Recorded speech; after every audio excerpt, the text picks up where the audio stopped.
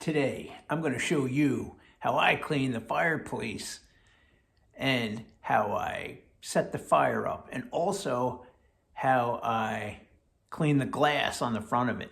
That's a bonus.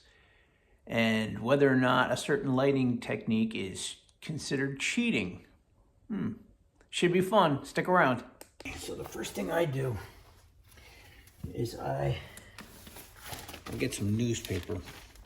And I put the newspaper in front of the fireplace just to pick up any ash, or just to keep the cleanup a little bit easier, make it a little bit easier for you.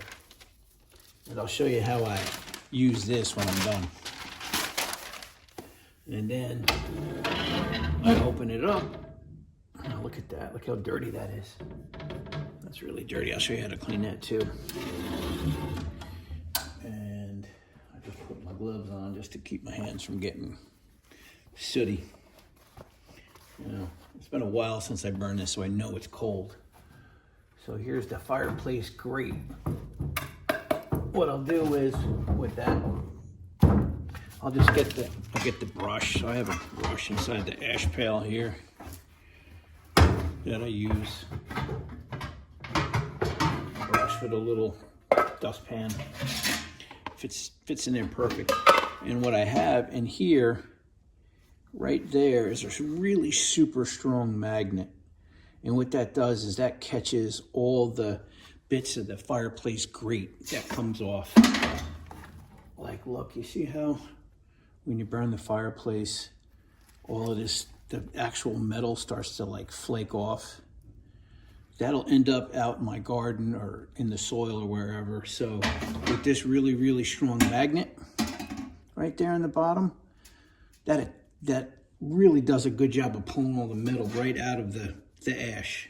So let's, I'll put this off to the side, and I'll just brush this off real quick, just to get some of the big stuff off. And you can hear some of the metal coming off of this thing.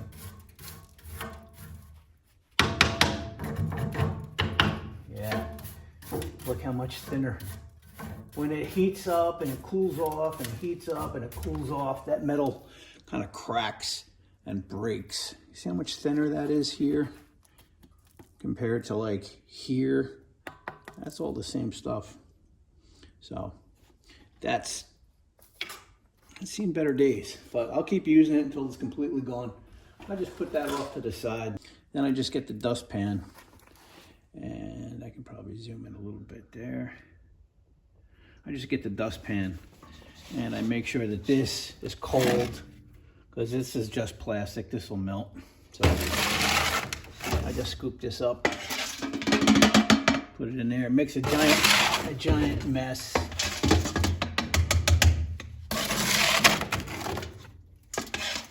And there's a couple of different schools of thought on that. People say, well, I like to leave some ash in there to keep it insulated. To me, that doesn't really make much sense, and I'll tell you why. The inside here, this here, this, and this, it's what they call like a fire brick. And it's really an insulated brick that keeps this from melting and catching the rest of this thing on fire. It's an insulator. So I don't feel the need to keep this ash in here. I'll clean it all out. I'll brush everything down.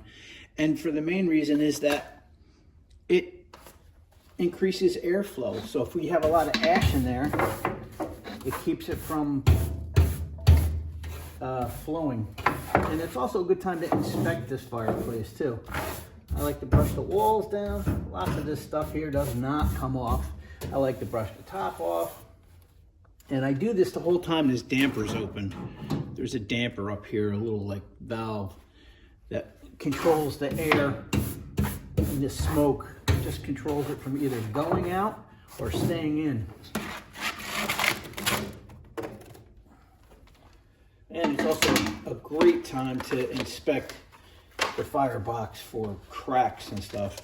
And you'll see I definitely have cracks. Look, I got a crack right there, obviously, right?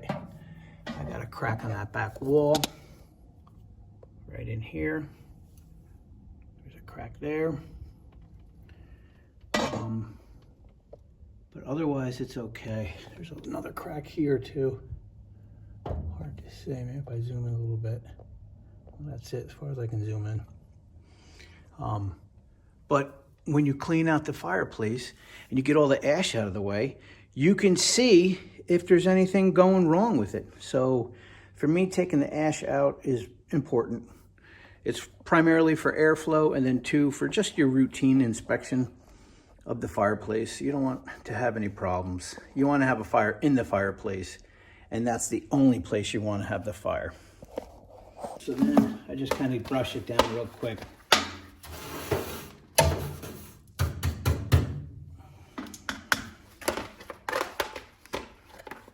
And then the ash. There's a lot of ash in there. Yep, a lot of ash. So now, with the fireplace cleaned out, this is your ash pail. Obviously, you want to make sure there's no hot coals in there. I just put that off to the side. And I'll open this thing up. And I'll put back in the fireplace grate. What's left of it. I just put that in there like that. I do push it all the way to the back and I center it because I don't want the glass too close to the fire. So pushing that grate back is really a good idea.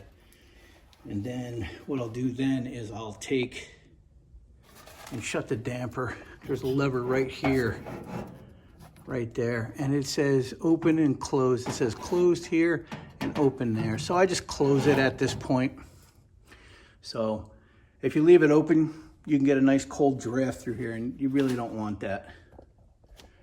So now what I'm going to do is I'm going to just start with the bottom up. Lots of times I'll put newspaper on the bottom and build it. I'll show you how I do that. So I just get newspaper like this, and I'll twist it, almost like little paper logs, just like that. And then I'll jam them in the back with the ripped up end or the edge of the paper facing out. So when I go to start it, it's so much easier, like so. So all this newspaper that I had down here protecting this area while I was cleaning that out, what I'll do is I'll roll this up just like that and stick them all in there. Bump, bump, bump, bump, bump, bump, bump, bump. So that's a good use for this newspaper. Kind of like a little mat to keep things clean. And then I will, I'll show you how I do it. Onward and upward.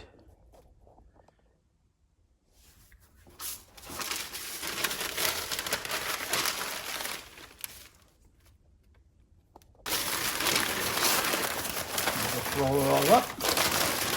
Fold it into one big piece and I'll jam it under there. Push it all the way to the back. You don't want to pack it too tight, but you don't want it too open either. So I'll get some more newspaper and I'll put it in there. Same technique. I'll just roll it like this. So you want it to burn a little slow. I'm normally a bottom up kind of guy. It seems like it really gets the fire going quick. And the reason I do that for the fireplace is I need to get a draft going. So the chimney's 18 feet high. And in order to pull a good draft, you want this hot, quick to get that upward motion going so it doesn't put smoke in the house. If you're outside and you want to do the top down, that's fine. But for inside in the fireplace, I like to do the bottom up technique.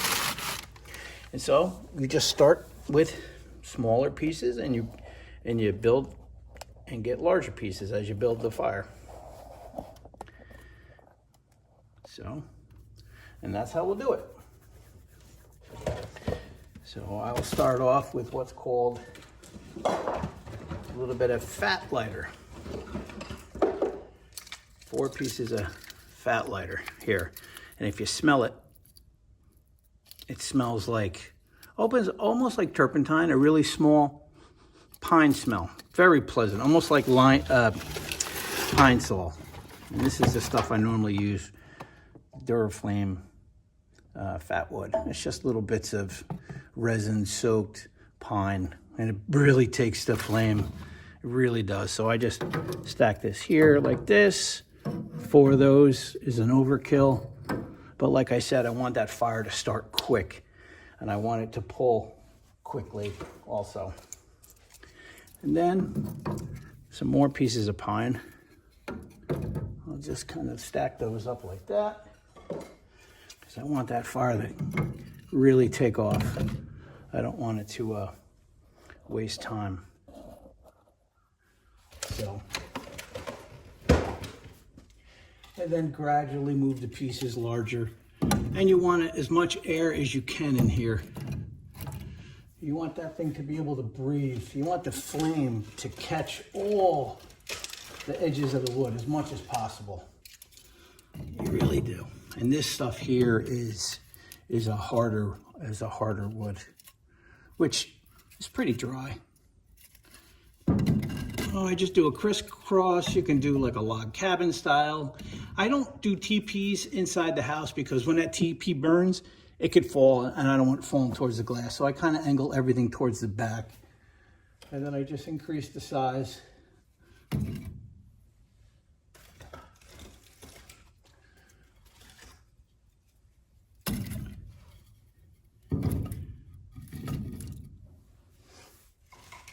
want the flame really to catch stuff like this. Oh yeah, the flame will catch on that, and it'll take right off. And you want it semi-secure, right? You don't want it to, because all this light stuff, when it burns, this whole thing will collapse. I don't want anything falling towards the glass. That's probably pretty good right there. Maybe one more piece like that. That's about fine. That's about fine. That's good enough. Okay, so now I'm officially done. That's already set, ready to light. And the damper's closed on this thing. Boop. Yeah, it's hard to see, but it says closed there and open there. So you want to open it when you're ready to light. Now, I was talking about earlier about cheating, and I feel that if you use a torch to light the wood instead of newspaper, that it's kind of cheating. Like torch like this, like it's just a propane torch. I'll show you. You got to turn the gas on and then hit the button. Right? I don't know. I feel it's kind of cheating. You could hit the wood with it, but I like using the newspaper. But I think it's cherry red. Look at that igniter. I think it's hot, really hot.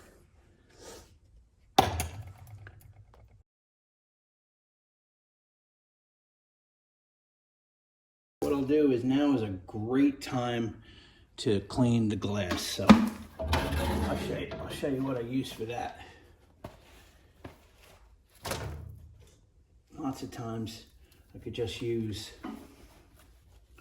I get a microfiber cloth, and I'll just put a little water on it. Okay, I just put a little bit of water on this microfiber, just a little bit. Doesn't need a whole lot. Yeah, that's about fine.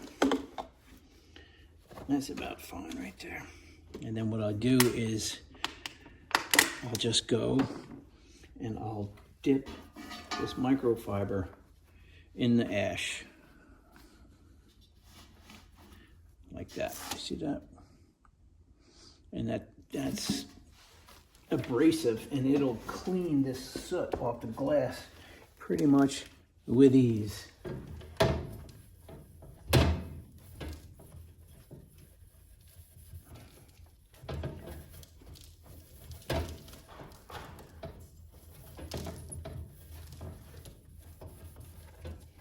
And it's just primarily this one glass that gets really sooty.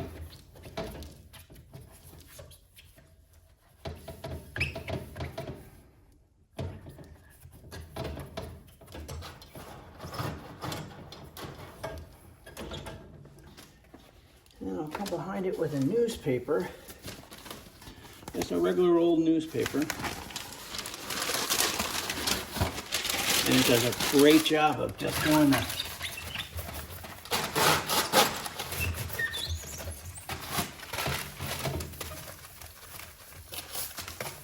And that's it.